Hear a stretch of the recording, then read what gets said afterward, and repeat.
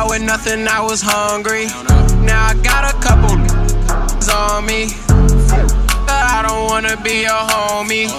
Welcome everyone to this week's episode of Unrooted Softball Edition, and my guest for this week's show is none other than freshman utility player on the softball team here at Menlo College, Madi Sepp. Madi, thanks so much for joining me on the show. Thanks for having me. You're very welcome. Let's start by talking a little bit about yourself. Now, you are a Denver Broncos fan, which strikes me as a little bit odd considering that you are from Lodi, California, nowhere near the Denver area, but Taylor told me on the show last week that you actually grew up in a similar area to her. Yeah, I was actually born and raised for most of my younger childhood in Denver, so I'm originally from there, which brought all of it with me. Yeah, so how on earth did you go from Denver to Lodi, California? That's a very drastic shift in living. It is. It just kind of happened. My parents just found it out here. I had other family. I had both family in both areas, and I just kind of went along for the ride. Yeah, you didn't. Yeah, didn't have a choice. You had no choice in the matter whatsoever. So, Denver Broncos fan, were you also a Colorado Rockies fan? I like going to the games. I'm an Angels fan, Mike Trout. Yeah, but I mean the Rockies are really fun to go to. Coors Field is a very nice place, from what I've heard. I really wish that I could go out there to go see a game because it seems like it would be incredible. Mike Trout, though? Yeah. No. I think he's a great guy, and he's so good. He is, but as an A's fan, and he tortures us 19 times a year, I just can't get on board. You just don't like that he's good. You don't dislike him. Of course. No, I don't dislike Mike Trout, the person, but I just can't be a Mike Trout fan because it's like blasphemy if I'm rooting for Mike Trout. I understand that. I can't do that, unfortunately. Now, we all have that one guilty pleasure, and for you, it's C's Candies. For me, it's sports, and for you, it's probably sports to a degree too, but you just have this obsession with C's Candies, apparently. What is your favorite C's candy, and why do you love it so much? My favorite candy is definitely like the Scotch Mallow bars, not like the candy, but like the bars you get up front. And because like we have family days, nights on Sundays, so me and my sister will drive to C's and get Dutch Bros and bring it back for the family and watch it, eat it with our movies and stuff. So it's just like a piece of home, and it's really close to here. There's one at Stanford. It's just convenient. What surprises me the most, though, yes, there's one here in Stanford, but what about Lodi? Are there any up there? Well, there's one in Stockton, which is like 10 minutes from where I live-ish. So it's close. It's all on the way. You got Dutch, C's, back to the house. It's the perfect route. What more do you need for an evening with I think family it's pretty and friends? good. I mean, I'm not a coffee guy, so personally the Dutch Bros doesn't excite me, but the C's They have candy. tea and like Rebels and stuff. It's not just coffee. I also don't enjoy any of that. Okay. So I'll go for the chocolate. I will indulge in all of the chocolate that they have in that store, probably all of it, but none of the coffee. I'll pass on that. Okay. Do you enjoy dark chocolate as well? Yeah, I like it all. I can eat it. So you like it all too? Yeah, I just like chocolate. Okay, there you go. See, I'm glad we're on the same page. I got a bit of a sweet tooth. But I also love coffee. Like I literally love coffee. So. Is that why you're so energetic? I do drink coffee like every day, so probably a little bit. So that's. I would think you wouldn't need any to be as energetic as you are. I probably don't, but I think it's also another comfort thing. I drank it when I was at home. Coffee isn't as good here as it is at home, but it's pretty close. It's okay. We got Starbucks. Yeah, but that's more money. I could just drink it at the calf. I need money for C's. Okay, that's money for C's. That's right. It's one or the other. Yeah, I can't pick and choose. I can't spend money on both C's and on Starbucks, and C's is going to win every single time. Yeah, it's got to. Because I don't eat chocolate in the morning. I need coffee every morning. Are you sure you don't eat chocolate in the morning? No, I'm sure about that one. I'm pretty good about it. Someone send help. I think Maddie might be having a secret stash under her pillow. Let's talk a little bit about the team now. Last week, the Oaks came back home on Thursday, and you took on Notre Dame Daniel Muir, and you got back into the win column. I hear a lot of talk about sticking to a one-pitch mentality. Is that something that really helped you guys play solid softball last week? Yeah, that along with our mentality, our coaches talked to us about picking half of the plate.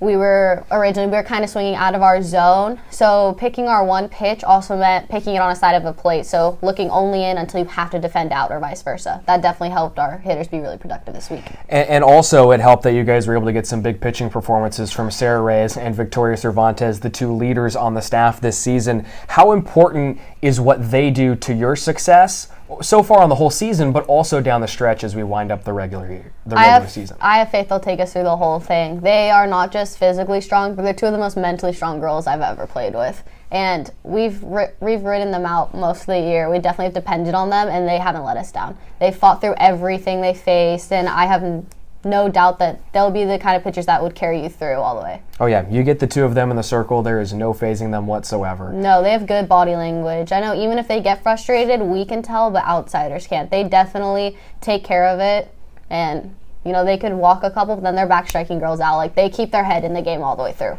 Now, there are only 3 doubleheaders left during the regular season, which you took a nice breath and a smile, so you seem to be a little bit happy about that in one sense. It's so quick. It came so fast. It did. I feel like it's gone by. It really has when you think about it. But is this the perfect time of the year for there to be some type of rest built into the schedule? Because you only have 3 games over the course of about 2.5 weeks, including a weekend off for Easter. Yeah. Well, I think yes and no. We get rest like all throughout the season. Our whole coaching staff, like sports performance trainers, our coaches are very good about giving us days off. So like if we travel and play weekends, Fridays, we get Monday off. But they're also on us about doing our recovery. So rest has been something we get, but it is nice to have a little bit of a weekend off, regrouped, come back and kick butt in GSAC. So. And you're going to get a chance to do that this weekend, but you got some tough teams on tap. 2 teams ranked inside the top 10 in the GSAC, Hope and Vanguard. You've seen them once so far this season. How will that help you put up improved results this time around? I think we're a much different team than we had played earlier. We played them a little bit earlier in the season. We didn't have as good a communication. We were still kind of figuring out our team dynamics out.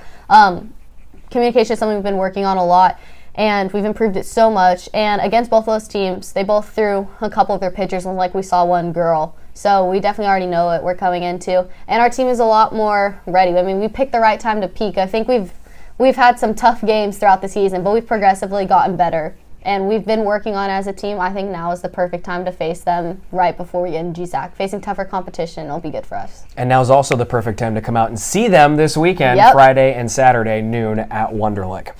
All right, Maddie, let's get into the final segment of the show. It's called Brownie Bites. I'm going to ask you 3 off-the-wall questions. Give me your best answers.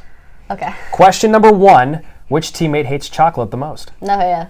Hands down. Like, why? she'll eat anything, but like, I think she's tried chocolate, but she's not about it. She doesn't want the chocolate. She'll go for ice cream or a Slurpee. A Slurpee? Oh, yeah.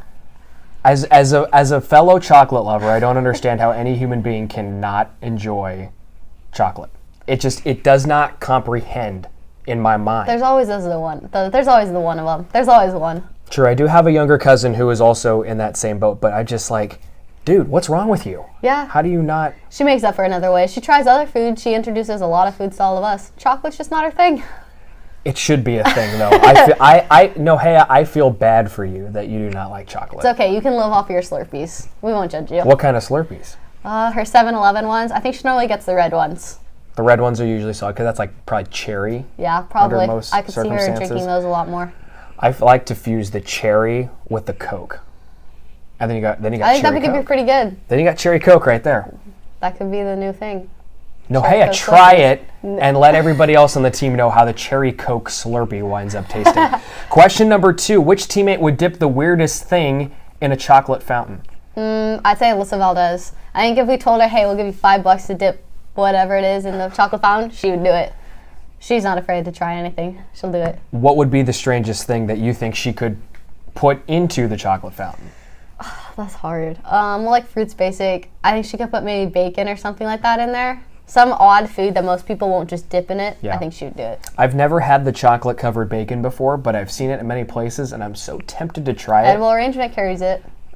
Do they really? Yeah, they do. They have it in bouquets. Why do you know this? I like chocolate. So like chocolate covered strawberries, my grandparents send my family like Edible Arrangements, and we've seen like when you go through, there's definitely chocolate bacon in there. For a second, I thought you were like ordering yourself Edible Arrangements and like having them shipped to your door. No. Like, no. That's a bold move. If it were good enough, if it were good enough, chocolate strawberries are good enough. I just haven't gotten there yet. That's true. I would prefer the chocolate covered marshmallows or the chocolate covered cherries. Or the apples. Or pineapple. I've never had either of those dipped in chocolate before. Like white chocolate pineapple? No. Okay, go try that first before you do anything else. Well, how am I going to do this? Just go buy a bar of the melted white chocolate, buy a pineapple, cut it up, and dip it in. After you heat the chocolate, not before. Well, yeah, otherwise it's not going to be able to dip it in. I was just making sure we clarified it. I can't dip it in something that's not in liquid form. You could eat it at the same time, but it's not the same thing. No. You got to do it right. Exactly. Yeah. And then question number 3, if one teammate could drink only chocolate milk every day for the rest of her life, who would it be and why? I really do love chocolate milk. I drink it a lot. But someone with me is probably Larissa. Whenever she's on her RA round, she pops her head in the door and asks if we have any more Yoo-Hoos. So. Because you always keep them in your dorm room. I do really always have them. This is probably, we haven't had them in probably a couple weeks, probably the longest I've gone without having them in there. Restock? I know, but Walmart's so far away, and it's the only place that sells the big pack. I don't want to pay like $8 for a little pack of 6, and I could pay $8 for a pack of 12. Yeah, that's a really good point. Important question, though, to follow up on that. Powder or syrup when you're making chocolate milk? Which one? Both. Both? Yeah, you gotta take the powder, mix it in, then take the syrup, put it in, then mix that, then put a little on top for like dressing. Both. It's the way to go, I'm telling you. It'll change chocolate milk for the rest of your life. My mind is blown because I've never been that bold to try doing both powder and chocolate. Either that or my mother just never let me when I was growing up. The more the better. That sounds like heaven. It is. It's really good. It's definitely the way to go. I might not make it to the next Unrooted because I'm going to be drinking so much chocolate milk. Honestly, like, it might be unhealthy for me how much I consume if this is really as good as I think it will be. It is good. I promise. So Nesquik powder, right? Oh, absolutely. Have to go Nesquik. Have to do Nesquik powder and then probably the Hershey's syrup. Yeah, the one you put on ice cream, the Hershey one, that mixed in. It's the way to go. I'm making a Target run tonight. We're going to try this out right after dinner. It's good. Or for dinner, honestly. You could have it with. Or have it with, yeah. Have it with. It might be a good, side thing. Tonight is barbecue chicken at Casa de Brownfield, so barbecue chicken and chocolate milk. Oh, well, maybe you should wait. That doesn't sound good together. No, it doesn't. It really doesn't sound good together. It sounds so bad. But, I mean, it might be. You never know. The chocolate might outweigh the horrible mixture of barbecue chicken. That's your risk, but I think you should maybe wait. I think I should just drink a whole gallon of it after dinner. Right after would be perfect because then you let your food digest, drinking your chocolate milk. And then I'm just gonna lay down and be miserable the whole time. Just I drink too much chocolate milk. I think it'll be worth it. It's good. It's good. So when you don't see him on campus the rest of the week, know exactly what happened. It's my fault for telling you to go drink chocolate milk. milk. Yes, it is. Yes, because I got chocolate milk and C's. Way to go. Oh my goodness! I'm never gonna leave my house again. Once I start eating and drinking all this stuff. Maddie, thanks for joining me on the show. I appreciate it. Thank you. You're welcome. Folks, the softball team, they're at home this weekend. They take on Vanguard and Hope International Friday and Saturday. Doubleheaders both days, first pitch at 12 o'clock. We hope you can make it out. If you can't, you can catch the broadcast live on the Menlo College Sports Network. Myself and Ryan Barnett will have the call of all 4 games. We invite you to tune into next week's episode of Unrooted Softball Edition when Madi Sepp will select the next interviewee by me, Brian Brownfield, right here on the show. Until then, we'll see you next time. Take care, everyone. Started out with nothing, I was hungry. Now I got a couple on me. But I don't wanna be a homie. I had to make a couple